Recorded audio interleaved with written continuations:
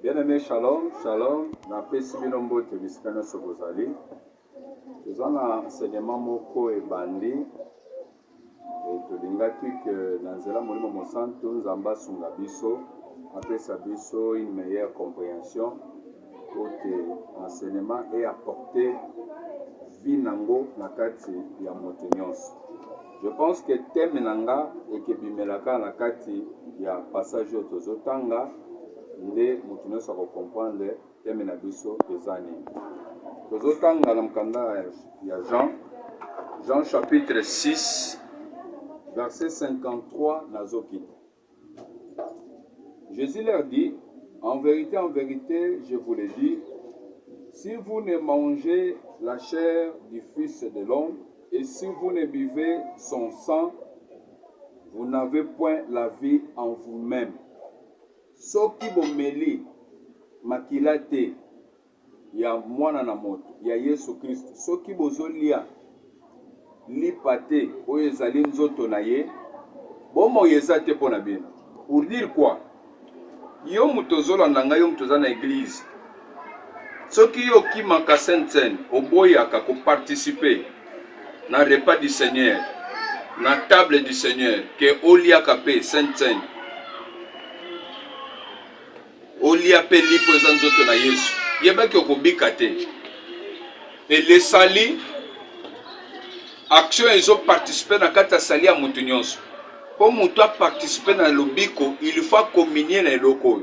Nazo continuer lecture, vous allez comprendre. Celui qui mange ma chair et qui boit mon sang a la vie éternelle. Soko ozo lia kango, ozo mela kango, ozo zala na bomo ya seko.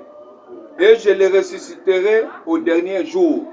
Lokolo oza na bomo ya seko à partir ya communion, ya koliaka Sainte-Seine, bomo ya seko oza nango, et que permettre même à toi kufi lelo, lobi Yesu soka ye a ressuscité yo d'entre les morts. Ponani, pona lobiko. Car ma chair est vraiment une nourriture et mon sang est vraiment un breuvage. Celui qui mange ma chair et qui boit mon sang demeure en moi et je demeure en lui.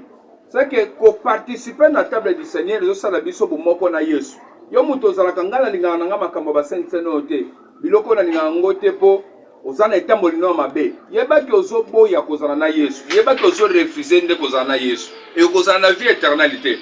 Mwana Nzambe nyonso na église ata asalaki mabe, soki akomi na moment oyo, il faut réparer mabe pour passer na table du Seigneur pour que ça la ko communier na Nzambe eza neti mutandimi ke oui Seigneur na ndimi ko zalaka toujours na ngai. Nde Yesu a continué à zoloba boy. Verset 57e. Comme le Père qui est vivant m'a envoyé et que je vis par le Père, ainsi celui qui mange vivra par moi. Oyo azoli yango akobika à partir de Yesu. Kwa komi bomoko na Yesu nde ke pese lobika. C'est ici le pain qui est descendu du ciel. Il n'en est pas comme de vos pères qui ont mangé la manne et qui sont morts. Celui qui mange ce pain vivra éternellement. Et ça le lengete ba papa na bino baliaki la manne cachée na kati ya désert ne bakufaki bazubo moité. Mais lipoyo isa vivant nde Yesu Christ de Nazareth. Ceux qui boli yango bino bokozala na vie éternelle. Eza ndenge moko te na comparaison na oya ba papa na bino oyo ezopesa vie éternelle. Jésus dit ces choses dans la synagogue enseignant à Capernaum. Ndenge penga pe na bani enseignement oyo. Nazolo ba makambo kona ndisama. Liloba Nzambe pe selon molimo na Nzambe. Nazo pesa enseignement pour mutu nyonso comprendre enseignement nyonso oyo tozo bana nango. Plusieurs de ses disciples après l'avoir entendu dire cette parole est dure, qui peut l'écouter? Maloba zolo babali nzoto na ye, ezaki scandale. Babinda na kondi mabiloko biso to sala makambo te depuis ba Moïse. Foto li nzoto neto mela makila na ye. Maloba lobe za dur. Jésus, sachant en lui-même que ses disciples murmuraient à ce sujet, leur dit, cela vous scandalise. Et si vous voyez le Fils de l'homme monter où il était auparavant, on a betel bino li solo ke bolia lipa nangoyo. Oyo ezali ke lipa. Nzoto nangoyo ezali oyo buka na pona bino nde benga mi lipa e makila nanga nde vino o bokomela. E scandaliser bino bo comprendre te. Bongo soki bomoni mwana na moto komata place azalaki liboso. Pour dire quoi? Jour na kozala enlever botala boye nazo mata nazo kende. Vous allez scandaliser comment, vous mes disciples? C'est l'esprit qui vivifie, la chair ne sert de rien. Les paroles que je vous ai dites sont esprit et vie. Molimo ne pesa kabo moi. Pour dire, oyeza esprit ne que pesa vie na oyeza matériel. C'est-à-dire, ce que spirituellement, oza fort, na esprit, ozo long, oza déjà makas, et que pesa vie. Na oyo eza ya bomoi boy, c'est-à-dire oyo eza palpable, oyo batu bazomono ezo ka bomoi à part ça oyo eza na esprit. Soki na esprit vous échouez, na bandoto nozo kutaka yo zaka na perte. Ne pensez pas que vous gagnez, ne pensez pas que vous kende liboso. C'est l'esprit qui vivifie. Or molimo na nzam kati na vie na biso ndeke pesa bomoi katikati na makambo na biso nyonso.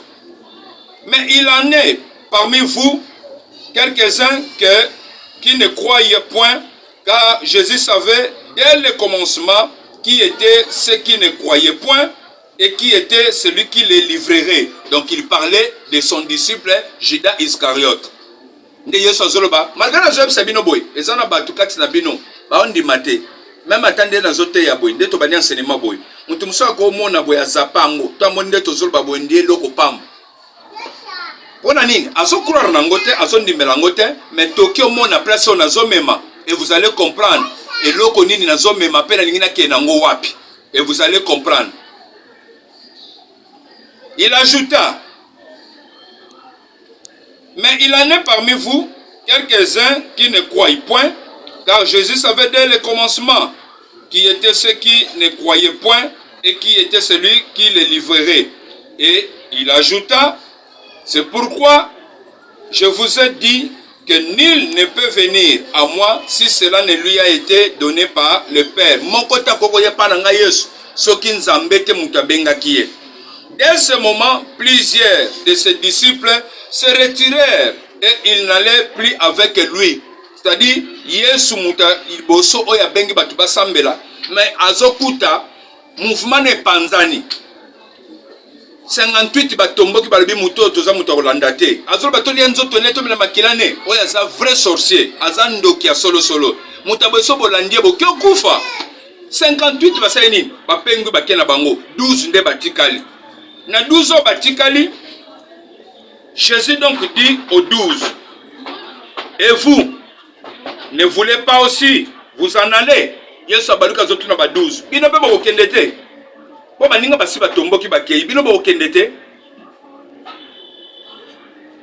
Simon Pierre lui répondit, Seigneur, à qui irons-nous? Tu as les paroles de la vie éternelle. Et nous avons cru et nous avons connu que tu es le Christ, le Saint de Dieu. Jésus leur répondit, verset 70, place Temeza, place Matthieu Nabiseza. Jésus leur répondit, n'est-ce pas moi qui vous ai choisi? Ngate mutunaponi bino, singa munapona binoti, bino nyonso boza 12 ans, malgré belo na pe balanda ki bino. Mais n'est-ce pas moi qui vous ai choisi? Vous les 12, et l'un de vous est un démon. Temina biso yangwana otobandi. L'un de vous est un démon. Awa Yesu azolobela 12 disciples. Yesu azolobela batune 12. Oyo ye abengi. Yesu nzambe. Yesu nzamba azolobela 12 personnes ya poni po basala ne musala. Mais un jour a telemi siko azoyebisa bango. Malgré nazote ya bino, ezana mutu muso azao. Azondi mate makamyo so azoloba. Pourquoi? Nakati na bino, l'un de vous est un démon. Ndete enseignement na bandi. L'un de vous est un démon. Yesu alobango na ndaku na ye. Yope lobango na ndaku na yo. Yesu alobango na ministère ne. Na bato bazoko entouré ye. Yope lobango na ndaku na yo. Je vais maintenant prêcher pour na ko conscientiser bandaku na biso. Awa Yesu zoloba. L'un de vous est un démon. Mais Bible zoloba, quand il a dit ça, l'un de vous est un démon malgré la ponibino. Il parlait de qui? Bible zoloba, il parlait de Judas Iscariote, fils de Simon, car c'était lui qui devait le livrer, lui l'un des 12. Donc, Moko ne sengala qu'à livrer Yesu, comme on est Judas Iscariote. Mais Bafandi, le reste du monde, bah il va quitter que Judas n'est pas démon. Mais Yesu azoya siko azoloba moko na bino ndenge bozao aza démon. Nan Judas Iscariote. Pour dire quoi? Soki est pas Yesu nde Nzambe oyo abengi batu po basele musala moko aza se retrouver un démon. Bonga pa na biso, pona bandako na biso. Ndo moni bandako na biso nyos makambo balingaka te yango. Nini? Aluka vérifier yeba l'un de nous akoko za la démon oui ou non. Yesu na par na ye abimisi que l'un de nous est un démon. Siko Bible zotali sabiso pona Yesu. Siko tokoloba nini? Yesu apanzi sekele ya Judas Iscariote. O ba église na bino bapanzaka bandako batu, bapanzaka bafaya batu. Comment bazolo ba mona na ndoki? Comment bazolo ba bato na fanisi na kati ndako ndoki? Comment bakolo ba parana nga bandoki o bafani na kati ndako na ngai? Na ndako pour fandisa mutu, même ata bato yo zobot, bano yo boti, il faut toujours vérifier état d'âme na bango. Pour diable azala ke sika moko te. Diable na minute soka za na Amérique, les 4 continents tikali diable azate. C'est pour cela s'organisa ya koluka ke na bisika nyonso aluka placer mutu na ye po zwaka ba information sur oyo ko permettre mbala moka se déplacer aya pe na Afrique, aya na Congo précisément na pays na biso. Alors le cas sika mota luka kozana ba agent na ye. Alors na kata ndaku diable ko luka na ba famille na to botami aluka injecter semence na ye et pas moi na moko to pe mutu moko bo fandisa mais boyebite ke c'est lui le démon chez vous là. Ce qui te dit que tu as minute seul, tu n'as pas de coup, état d'âme na bango yebiam. Na lobi état d'âme mbali na yo, état d'âme ya mwasi na yo, état d'âme ba no boti. Est-ce que yebi état d'âme na bango? Mais Yesu azo prendre soin, ya ko yebisa baninga ya démon, azo yebisa bango, mes amis. Il faut que yeba mutoyo. Ce que yebi était très dangereux. Pour dire quoi? Enseignement bandi, temeza l'un de vous est un démon. Il faut yeba batanda kuno banani. Nyazo fandisa nani. Soko zana démon na katanda a influence kanda. Le kola zana katanda kuno il va influencer votre maison. Il va influencer. Jida zana na kati ya groupe a Yesu a influencer ti diable. Amatisi Yesu na kulusi Yesu akufi. Ona ni influence Jida, Jida coopéré, aluka teka Yesu ti Yesu akufi. Ya yope ezandenge moko. Mais makamba boy, tango Yesu alobenga en public, abatamite pour dire quoi? La prophétie peut être publiquement elobami ou soit peut causer en cachette. Mais prophétie tango bazoye biso ke tele noko boy linge salema ou soit tele noko boy eza boy. Mais nzamba lobi yango po yozwa mayele ya kozwa ba précaution. Et nous avons dit que nous avons sambousi yo, to pe Jida loba, a sambousi ngai. Moi na lander sur zate to tambola nete. To les 11 disciples musuba loba, mais comment père akoko bimsama ma Jida bongo. Asa quand même musali na nzam, to zalaka na ye pe mutapona ye. Ye muka sala ki berere ne sukoyo, aya osambusa ga Yesu na miso abat. Mutu muka lobi anga zate. Ya yo pourquoi faut tomboka tamba pesi prophétie na yo? Pourquoi tomboka? Eza esprit ni ezo tombokisa yo. Est-ce que sa présence to ezaka na nzoto no nde sali ko tomboka? Nous avons des démons humains comme Jida, Moutama, Inamakila, et nous avons les démons esprits. Peut-être que les démons esprits ont besoin de katina yo, ont besoin de posséder yo. Ba monique, awawa, bakoko bikisa yo, bakoko tombo kisa yo. Osili ki pona nini, makambo ba yebisi yo, otombo kinango. Awa Yesu mtanga panza mouvement na yemo kwa zoroba. L'un de vous est un démon. Pour dire quoi? Na vie chrétienne, il faut luko yeba. Là où je suis, nani azawa. Soko yeba diversité abomone na yo. Ne Yesu azoyebisa bango bandeko. Boyeba que l'un de vous est un démon. Oh, soko yebi que démon c'est celui ici ou c'est celui-là. Okozo ba précaution ko yeba ko vivre. Même atanda ngolia ka ngulu ngulu ko tika na ndako zibilo ko lia. Mais yo yebi que na ndako to koma na démon moko. Olia sungulu ngulu ta. Soko ye biloko le se fait passer dans jugement et prière. Faut passer toujours en action de grâce, faut s'embêler nan. Okolia ngulu ngulu ta. Pourquoi? Parce que l'un de nous est un démon. On a tapé bilambal sungulungulu te. On a assuré la négligence te.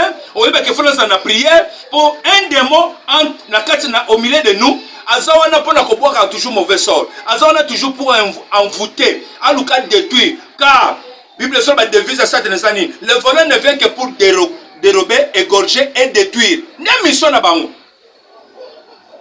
Alors ce qui n'a pas été, il y a risque.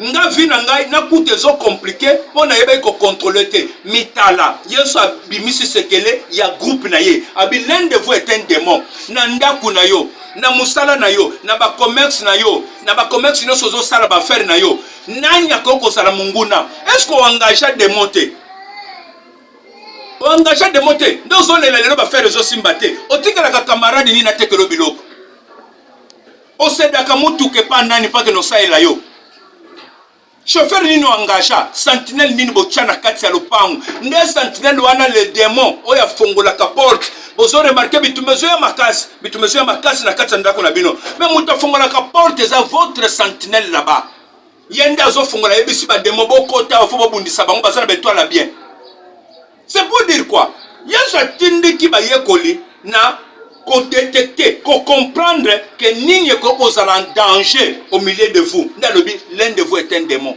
Il parlait de qui? De Judas Iscariote. Les démons peuvent être ton mari, Azamuta ténèbres, Azamuta baloge, Azana ndoki, moi si pas goza la ndoki, bano boti pas goza la ndoki, tout comme peut bateau yon di mofani sanakatanda. Bakoza la paix bateau etada mabe. Pour ndaku na yo comme aéroport, ndaku na comme libongo.